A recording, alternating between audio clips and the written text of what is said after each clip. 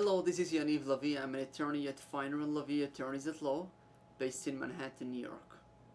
The information provided in this video is general and shall not be considered as legal advice.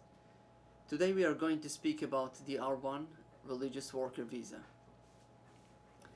The R1 Religious Worker Visa is issued to foreign employees who are coming to work in the United States as ministers in traditional religious occupations and those with a religious vocation.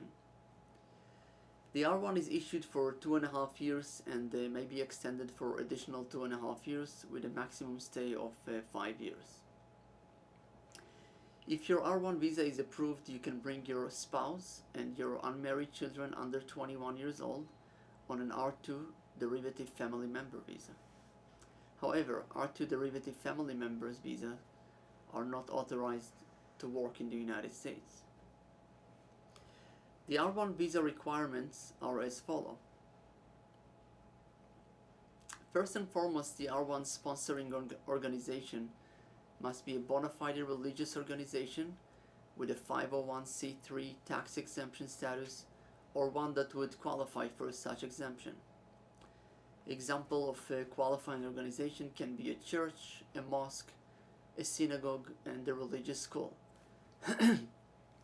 Second, the R1 visa applicant must have been a member of the religious denomination of such organization for at least 2 years prior to filing the visa application. As of today, all R1 visa petitions are filed with the California Service Center. It normally takes about 4 to 8 months for the California Service Centers to make a decision on R1 petitions. Your sponsoring organization may request to expedite this process by paying additional fee to the USCIS in what is called premium processing.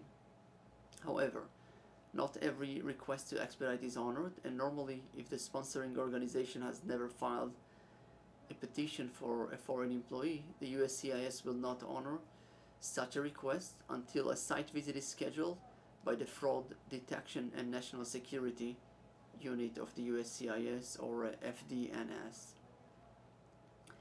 The site visit is a procedure used by USCIS in recent years in order to verify the existence and validity of a US employer that filed petitions for H-1B, L-1, and R-1 visas. If you are already in the United States on a valid status, you may apply for a change of status to an R1.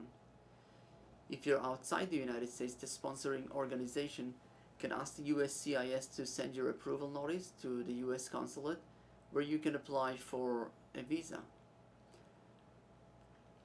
After entering the United States within the R1 visa, you can apply for a Social Security card.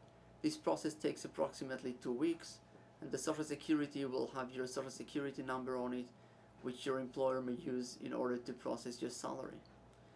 You may also be eligible for a third country processing, which means that you can apply for the R1 visa at a consulate other than your home country, for example at the US consulate in Mexico or Canada.